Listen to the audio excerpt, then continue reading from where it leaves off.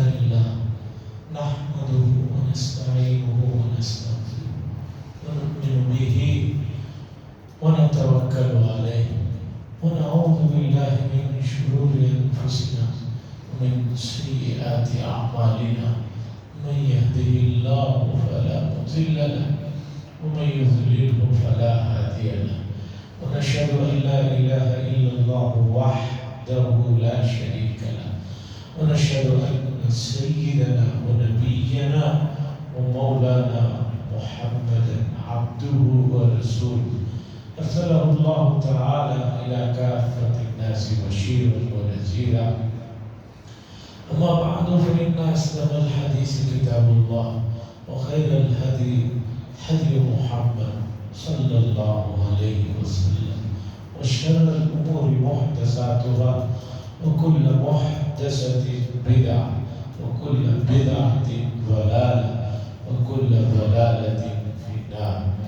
قال الله تبارك وتعالى في القرآن المجيد والفرقان الحميد يا أيها الذين آمنوا توبوا إلى الله توبة نصوحا وقال تعالى وتوبوا إلى الله جميعا أيها المؤمنون لعلكم تفلحون وقال صلى الله عليه وسلم التائب من الذنب كمن لا ذنب له أو كما قال صلى الله عليه وسلم. دیدار محترم گزشتہ کئی جمعہ میں توبہ کے عنوان سے قرآن و حدیث کی کچھ چیزیں آپ کے سامنے میں نے رکھا اور اس موضوع پر اور بھی بہت سی چیزیں ہیں، بہت سی وہ چیزیں جن کا سمجھنا ہر مسلمان کے لیے ضروری ہے، کیونکہ انسان ایک نہ ایک دن اس دنیا سے رخصت ہوتا ہے، تو اس کا جو آخری وقت ہے، روح نکلنے کا جو وقت ہے، اس سے پہلے کا جو مرحلہ ہے وہ بڑا کٹھن مرحلہ ہوتا ہے۔ اگر اس کے پاس صحیح اسلامی عقیدے، صحیح قرآن و حدیث کی معلومات نہ ہو تو وہ اس موقع پر بہک جاتا ہے، لغزشیں ہو جاتی ہیں، اور آخری وقت خاتمہ اگر صحیح نہ ہوا نہیں ہوا تو پھر آگے بہت خطرات پڑتے ہیں۔ تو اس کے لیے ضروری ہے اللہ کے سلسلے میں آدمی کو کس طرح کا اللہ سے خوف ہے، اللہ سے امید کا مسئلہ ہے، محبت کا مسئلہ ہے، اسے سب سمجھنے کی ضرورت ہے۔ اور یہ سب چیزیں سمجھنے کے لیے مومن کو پاک صاف ہونا بہت ضروری ہے۔ پاک صاف سے مراد گناہوں سے پاک صاف ہونا مراد ہے۔ جب وہ پاک صاف ہوگا تو دل و دماغ پر انوار اور رحمتوں کی چیزیں جب اتریں گی اسے وہ محسوس کرے گا، اور اگر گناہوں سے آلودہ ہے تو ان چیزوں کو محسوس نہیں کرے گا۔ جیسے کہ بہت سارے لوگ ہیں بڑے سے بڑا گناہ کر لیتے ہیں، ان کو کوئی احساس ہی نہیں ہوتا، کیوں؟ ذنب آلود ہو چکا ہے۔ تو اس لیے توبہ کے عنوان کو گزشتہ کئی جمعہ سے آپ کے سامنے رکھا، ابھی یہ موضوع ہے، لیکن اس درمیان میں کچھ اور بھی ضروری مسائل آ گئے ہیں جن کی طرف توجہ دلانا ضروری ہے۔ فارسی کا یہ شعر کہیے یا ایک کہاوت کہیے، تن ہما داغ داغ شد، تن ہما داغ داغ شد، بمبا کجا کجا نام۔ ایک آدمی ہے، اس کا پورا بدن چھنی ہو گیا ہے، پورا بدن زخمی ہو گیا ہے، اب تھوڑا سا کاٹن روئی ہے، اس میں تھوڑی سی دوا ہے، اب وہ آدمی کہاں کہاں رکھے؟ ایک جگہ مار ہے، رکھ کے حصہ بتاؤ، پورا جسم چھلنی ہے، اب اس کے لیے جو دوا ہوئی ہے وہ چھوٹی سی ہے، تو شاید کہہ رہا ہے کہ اب میں کہاں کہاں رکھوں مرہم، کہاں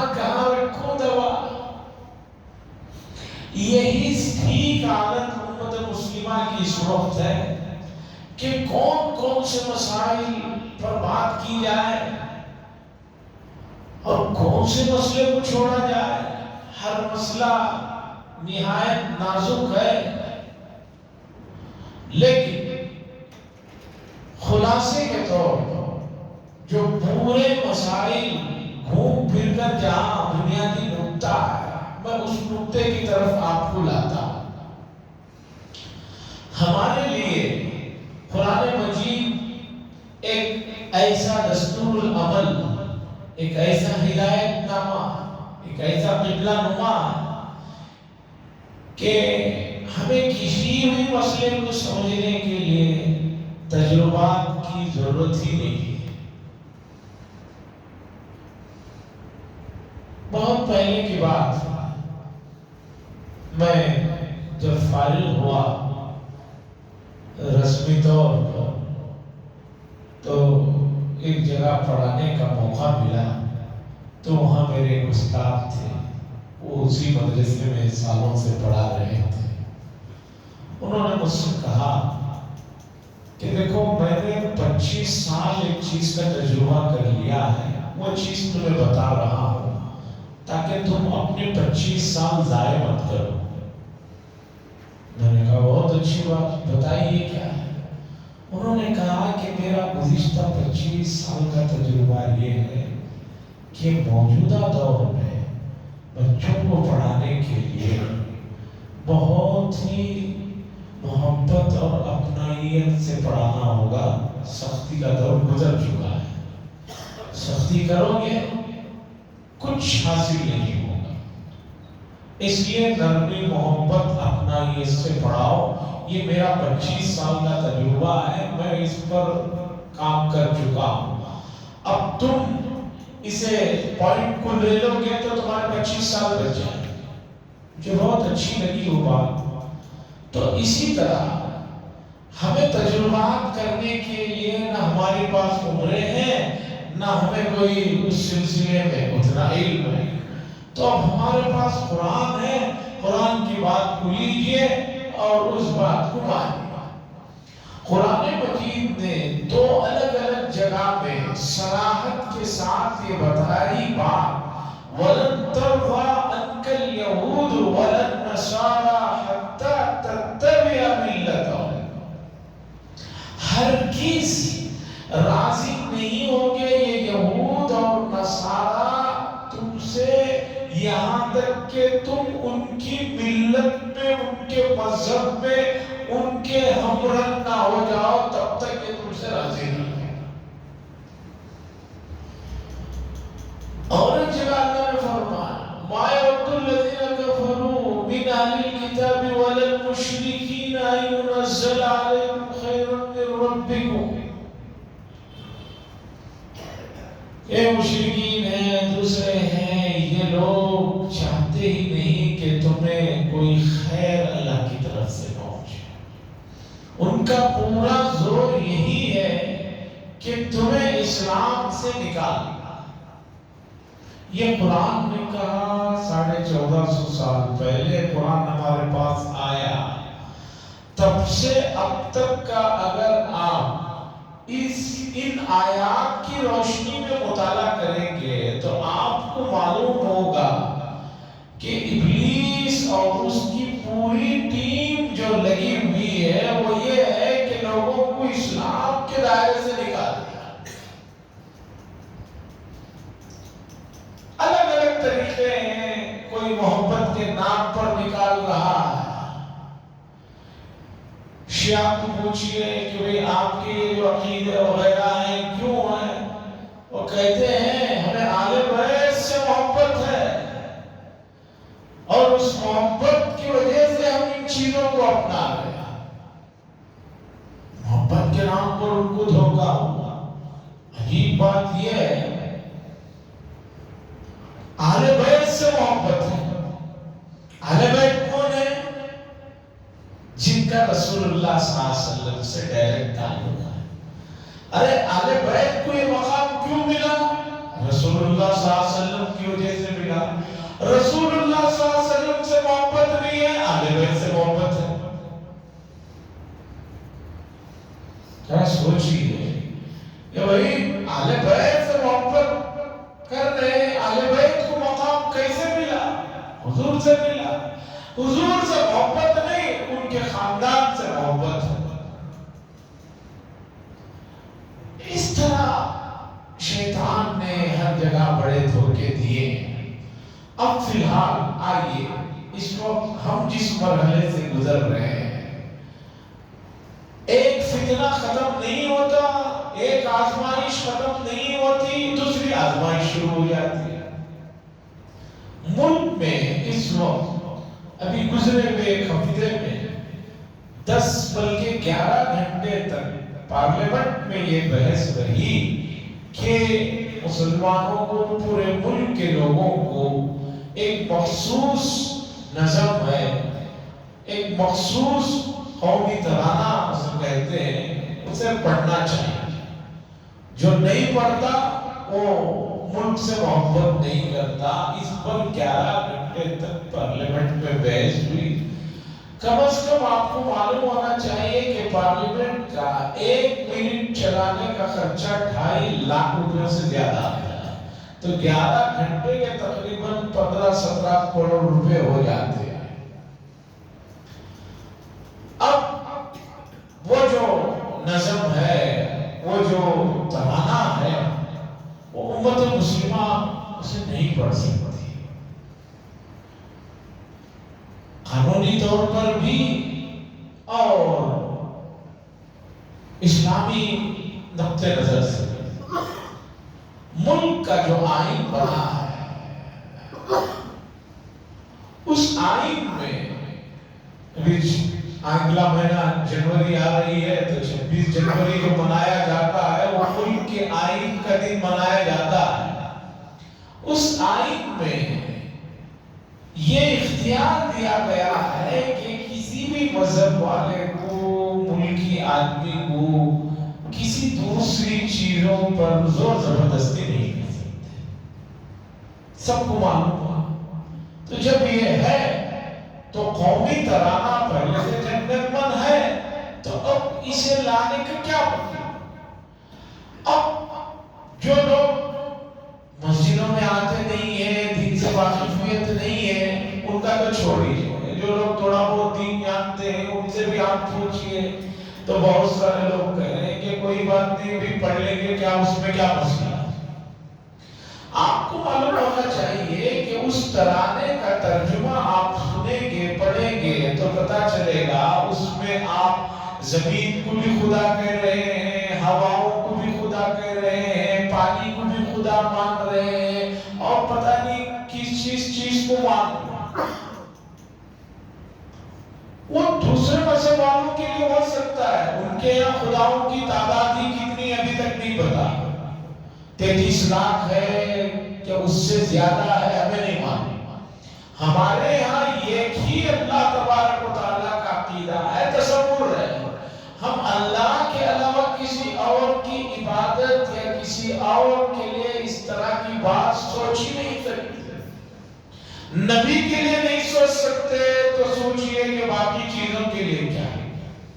اس کے باوجود اسلام نے جس جگہ آپ رہ رہے ہیں اس سے محبت کرنے کا حکم دیا ہے اور محبت سے روکا نہیں ہے۔ اسلام نے یہ کبھی نہیں کہا کہ بھئی آپ جس ملک میں ہیں اس ملک سے نفرت کرو یا اس ملک سے محبت نہیں کر سکتے۔ نہیں، بے انتہا محبت کر سکتے، کرنا چاہیے، یہ بھی حکم ہے۔ اسی لیے ہم مرتے ہیں تو اسی مٹی میں دفن ہوتے ہیں۔ منہا خلقناکم وفیہا نعیدکم ومنہا نخرجکم تارۃ اخری۔ ہمارا عقیدہ یہ ہے جس مٹی سے آپ کی بنایا گیا ہے اسی مٹی میں دفن ہوتا ہے، پھر اسی مٹی سے دوبارہ اٹھتا ہے۔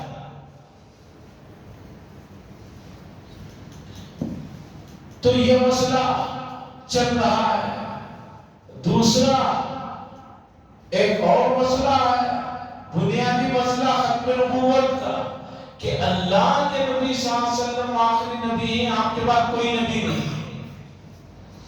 یہ مسئلہ پھر سے سر اٹھا کر ہمارے خاص طور پر بنگلور شہر میں اور ادھر کے علاقوں میں سر بول رہا ہے کہ کچھ لوگ نئے اٹھے ہیں، وہ کہہ رہے ہیں کہ ہم نبی ہیں، نبی کے جو ہے عکس ہے، نبی کا سایہ ہے، اور وہ لوگ جو ہے نوجوانوں پر محنت کر رہے ہیں اور نوجوان متاثر ہو کر ان کے گروہ میں جا رہے ہیں۔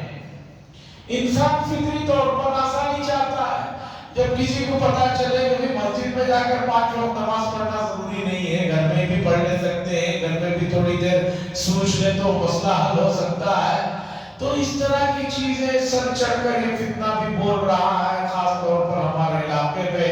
اس سلسلے میں بھی گزشتہ کئی دنوں سے مسلسل جگہ جگہ جلسے ہو رہے ہیں۔ اب آنے والے ہفتے کے دن بھی جو ہے مسجد بلال میں بڑے پیمانے پر اس موضوع پر بڑے علماء اکرام تشریف لا رہے ہیں، جو ہے جلسہ ہونے جا رہا ہے، قوم کو آگاہ کیا جائے، اور بچوں کو، جوانوں کو بتایا جائے رسول اللہ صلی اللہ علیہ وسلم کی محبت اور آپ کا جو مقام ہے اور آپ کی جو حیثیت ہے، اس حیثیت پر ڈاکے پڑ رہے ہیں، اس حیثیت کو تعطار کرنے کی کوششیں کی جا رہی ہیں، اور اس میں گرفتار ہونے والا وہ بھی ایمان سے نکل جاتا ہے، ایمان میں رہتا ہی نہیں ہے۔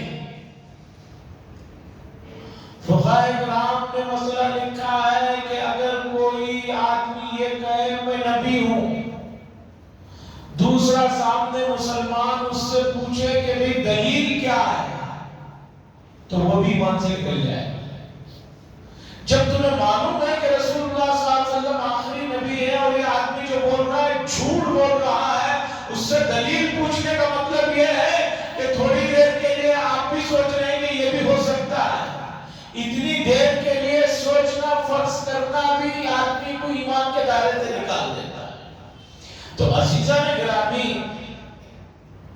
تن ہما داغ داغ شد پمبا کجا کجا نام، کہ پورا جسم چلنی چلنی ہو گیا ہے، تھوڑی سی روئی تھوڑی سی دوائی کہاں کہاں رکھی جائے۔ امت مسلمہ کے ساتھ جو مسائل ہیں وہ بہت ہیں، لیکن سب سے بڑا مسئلہ امت مسلمہ کو اپنے ایمان کی حفاظت اور اپنے ایمان کی فکر کرنے کی ضرورت ہے، اور اپنے ایمان کی اگر فکر نہیں کی آپ نے تو یاد رکھیے جس چیز سے آپ بے فکر ہوتے ہیں وہ چیز چوری ہو جاتی ہے۔ تھوڑا سا آپ اپنی چیزوں سے بے خبر ہو جائیے، مسجد کے اندر بھی چوری ہو جاتی ہے۔ بہت سی جگہ مسجد کے اندر بھی آدمی چپل چھوڑ کے جاتا ہے، باہر نکلتا ہے، بے فکری سے ادھر رکھ کے گیا، چوری ہو جاتی ہے۔ تو آپ معمولی چیزوں سے بھی بے فکر ہو جائیے، چوری ہو جاتی ہے۔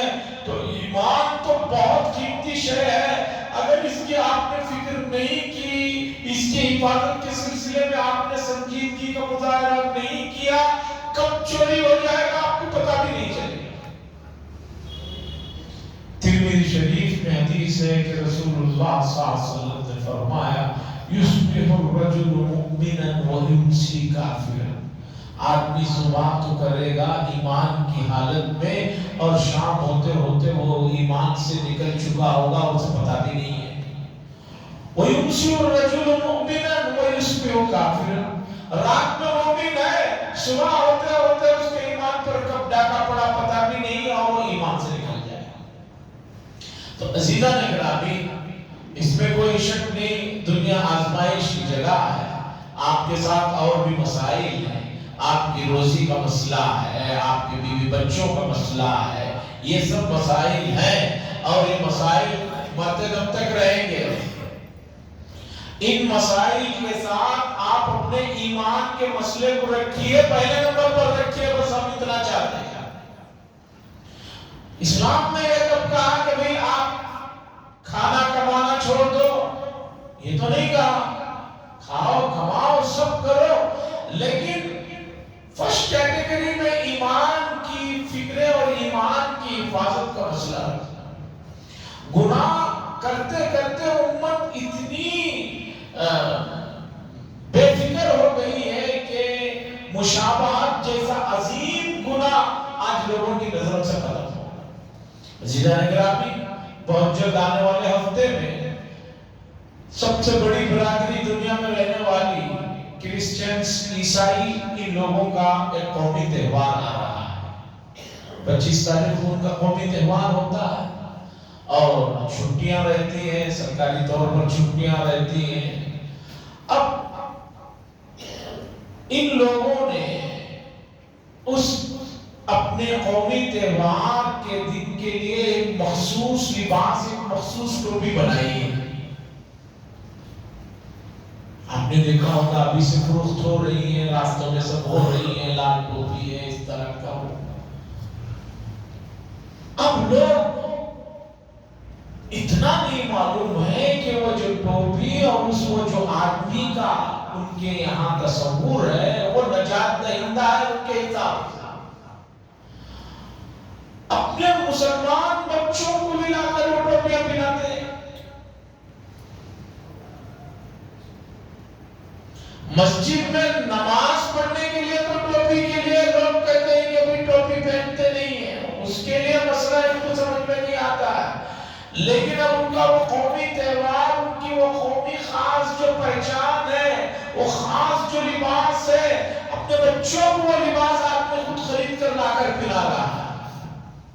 حدیث صاف ہے، من تشبہ بقوم فہو منہم، جو جس قوم کی مشابہت اور ان کی کاپی کو اپنائے گا وہ انہی میں سے ہے۔ عیسائی موجودہ زمانے میں اہل کتاب میں نہیں آتے ہیں۔ کیوں؟ اس لیے کہ واضح طور پر وہ شرک میں مبتلا ہے۔ موجودہ جو عیسائی ہیں وہ واضح طور پر شرک میں مبتلا ہے۔ سب سے پہلا مسئلہ تو یہ ہے کہ ان کے یہاں بھی مورتی کی پوجا ہوتی ہے۔ چرچوں میں دیکھیے مورتی رکھی ہوئی ہے، چاہے عیسیٰ علیہ السلام کی ہو، چاہے ان کے بقول حضرت مریم کی ہو، اس کی پوجا ہوتی ہے۔ نمبر 2، وہ ڈائریکٹ سمجھتے ہیں کہ یہ بھی خدا ہے، ان کے سامنے موم بتیاں جلا کر جھک کر یہ کرتے ہیں۔ وہ 3 خداؤں کو مانتے ہیں کہ حضرت عیسیٰ بھی نعوذ باللہ خدا ہے، حضرت مریم بھی خدا ہے، وہ بھی ہے، یہ بھی ہے۔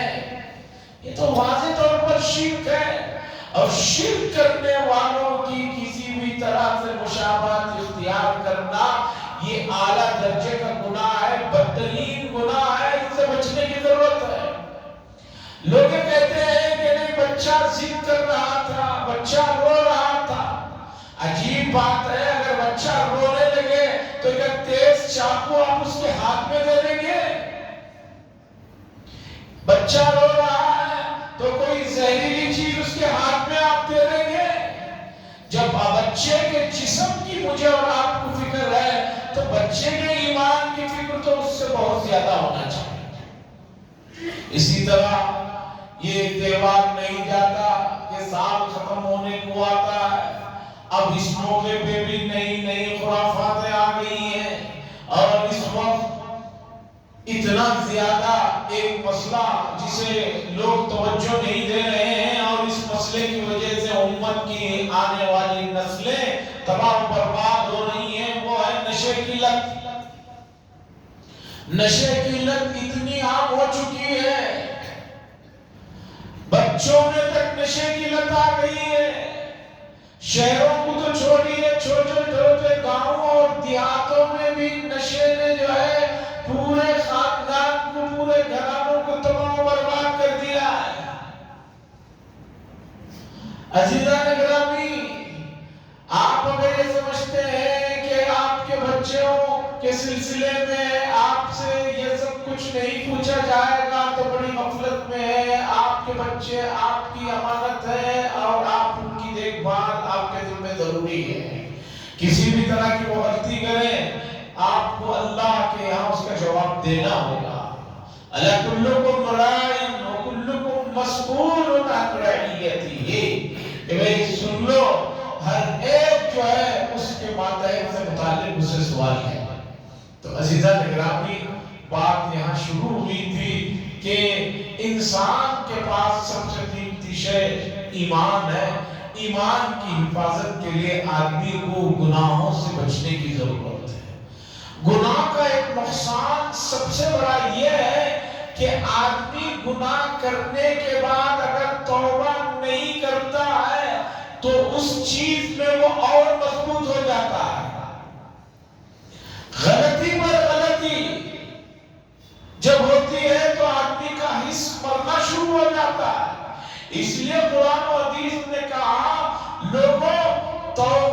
سلسلے کو اپناؤ، ہر وقت اللہ کی طرف متوجہ ہو کر اللہ سے معافی مانگتے رہو، اس بات کی معافی مانگتے رہو کہ اے اللہ ہمیں نہیں معلوم کہ جو چیز ہمیں کرنے تھی ہم نے نہیں کیا اور نہیں کرنے کی کر گزرے ہیں، آپ بہتر جانتے ہیں، ہمیں گناہوں سے درگزر فرمائیے۔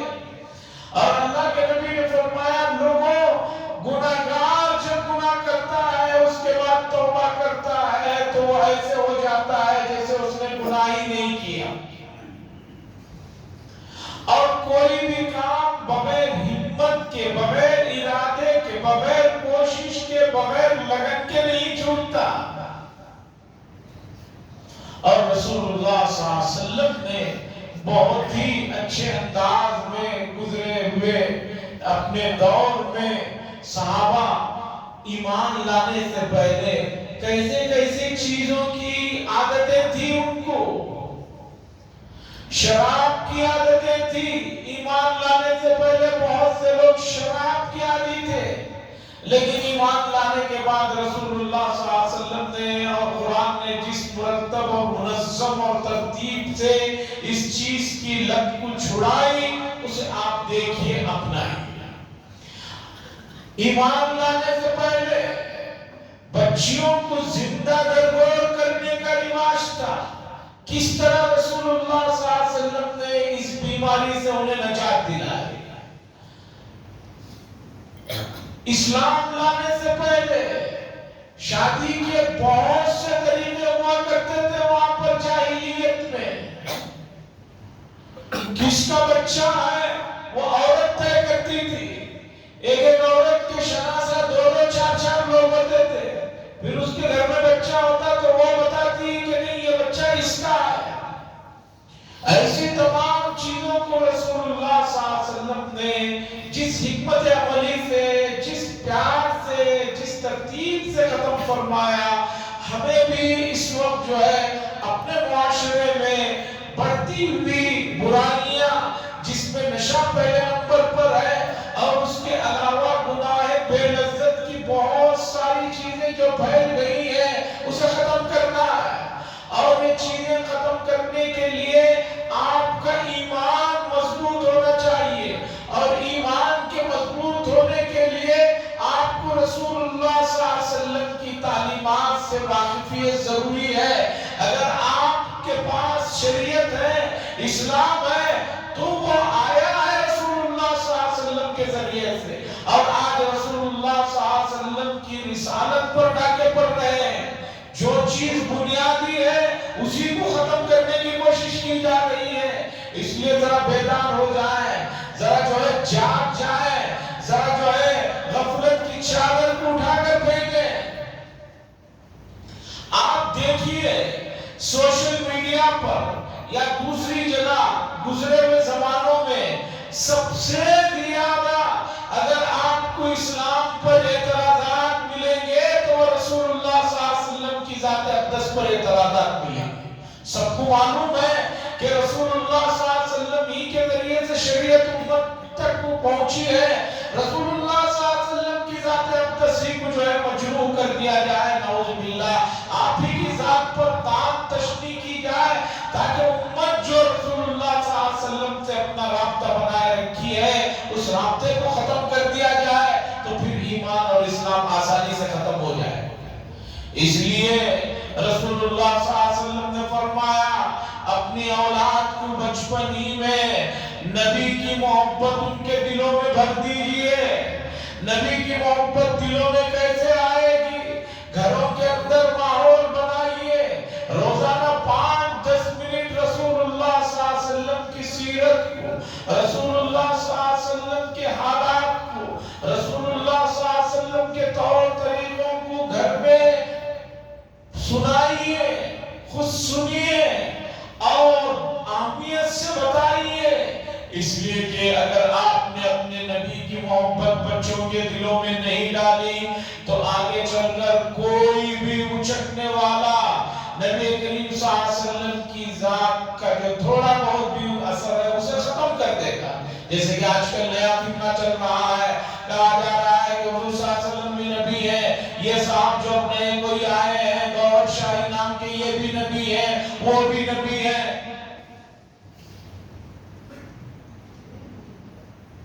رسالت پر ڈاکہ پڑ رہا ہے. یہ کوئی معمولی ڈاکہ نہیں ہے، ایمان کو سلب کرنے والا ڈاکہ ہے. اور کب آپ کے اس میں آ جائے پتہ ہی نہیں چل رہا. جو لوگ اس کام میں لگے ہوئے ہیں وہ کوئی ایسے نہیں ہے کہ آپ ان کو دور سے پہچان لیں. بالکل مسلمان ہیں ظاہری طور پر، لباس وغیرہ ٹوپیاں سب پہنی ہوئی ہے، داڑھی بھی رکھے ہوئے ہیں، الگ الگ لے جا کر الگ الگ انداز میں جو ہے کام کر رہے ہیں. بنگلور کے اندر جگہ جگہ جو ہے اس طرح کے لوگ کام کرتے ہوئے پکڑے جا رہے ہیں. اس لیے گزشتہ تقریباً 10 دنوں سے مسلسل جمعیت علماء ہند کی طرف سے یہ بار بار گزارش کی جا رہی ہے کہ ختم نبوت کے موضوع کو امت تک پہنچایا جائے. لیکن دل کی بات یہ ہے کہ امت مسلمہ کو پہنچانے کے لیے کون سا وقت چنا جائے؟ جمعہ کا وقت ہے، لیکن جمعہ کے وقت میں امت مسلمہ نماز تک بھی پہنچ جائے تو غنیمت ہے.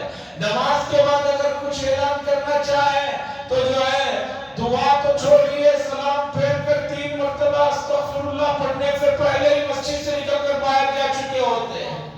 امت مسلمہ کو نہ اپنے دین کی فکر ہے، نہ دنیا کی فکر ہے، کسی بھی چیز کی فکر نہیں ہے. یہ قوموں کے پلٹنے کی علامتیں نہیں ہے، قوموں کی ترقی کی جو ہے یہ رائے نہیں ہے. قوم کو ترقی کرنا ہے تو اپنے اصل اور مرجع سے جڑنا ضروری ہے. کوئی بھی درخت کی ٹہنی جب اپنے جڑ سے کٹتی ہے تو پھر سوکھتی ہے اور ختم ہو جاتی ہے. امت کو مساجد سے اور قرآن و حدیث سے جب تک جڑیں گے نہیں تب تک جو ہے پنپیں گے نہیں. اور اگر اسی طرح دوری بنائے رکھیں گے تو اللہ کا تو کوئی نقصان ہونے والا نہیں ہے، خود ہی کی دین اور دنیا برباد ہو جائے گی. اللہ سے دعا فرمائے اللہ تبارک و تعالیٰ امت مسلمہ کو صحیح سمجھ اور رسول اللہ صلی اللہ علیہ وسلم کے مقام اور حیثیت کو سمجھنے کی توفیق نصیب فرمائے. وآخر دعوانا الحمدللہ رب العالمین.